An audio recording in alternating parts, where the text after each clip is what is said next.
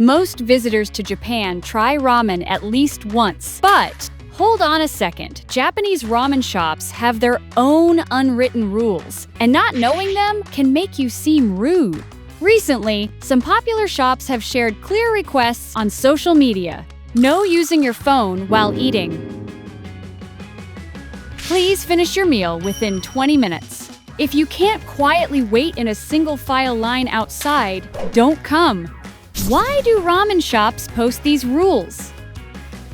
Many shops share these requests to keep things smooth and respectful. Since most signs are in Japanese, visitors might miss important rules. This guide shows what behavior ramen shops don't welcome and why.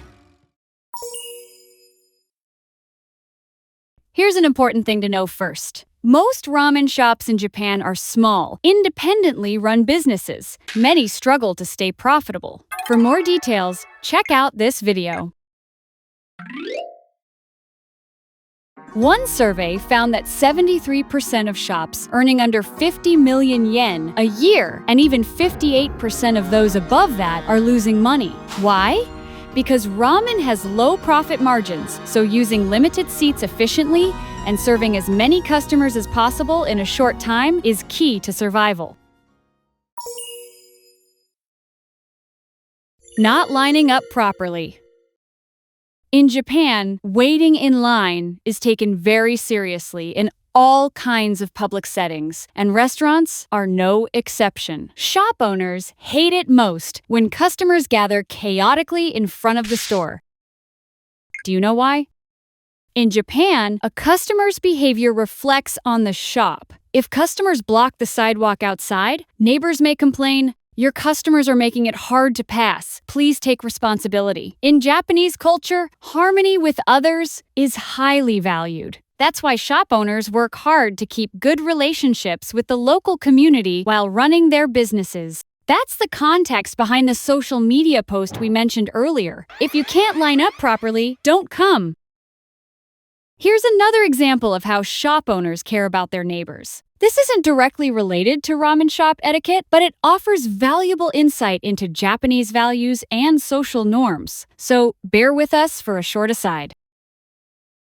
In residential areas, it's common to see signs in parking lots that say, "Please park head-in." At first glance, this may seem like a simple instruction about how to park. But in fact, it reflects the owner's concern for the local community. Most Japanese drivers back into parking spots. It's easier in tight spaces. As a result, reverse parking is a skill emphasized during driving school training.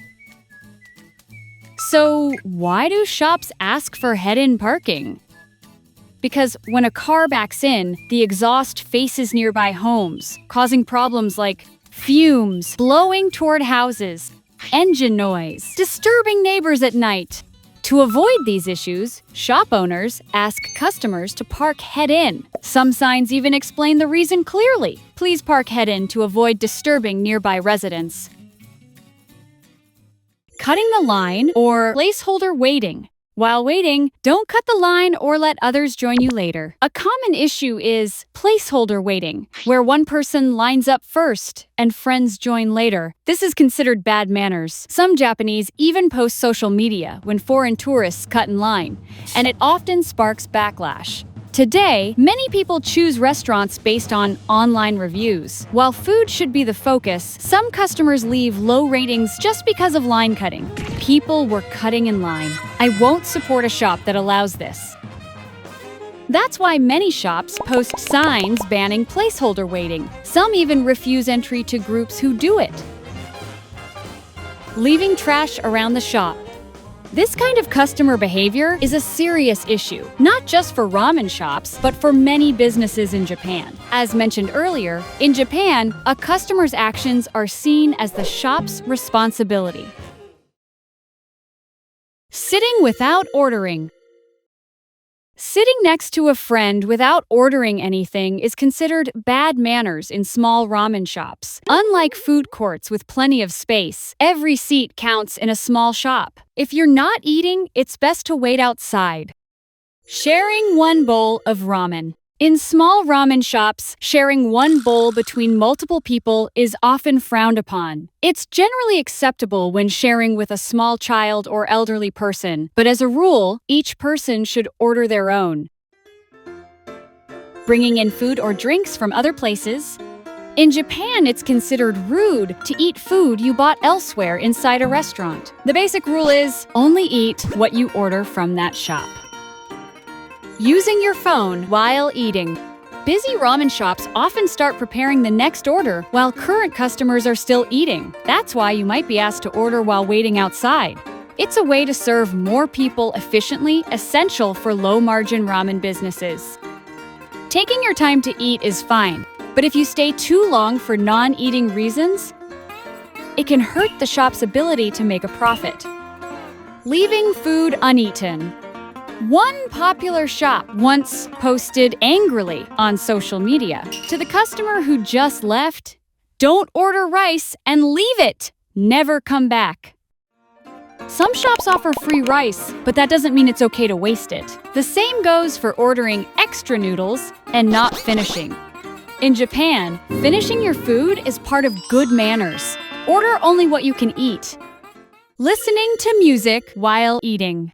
At many ramen shops, staff may ask questions like how firm you want your noodles, or if you want garlic. If you're wearing headphones and not paying attention, it slows things down.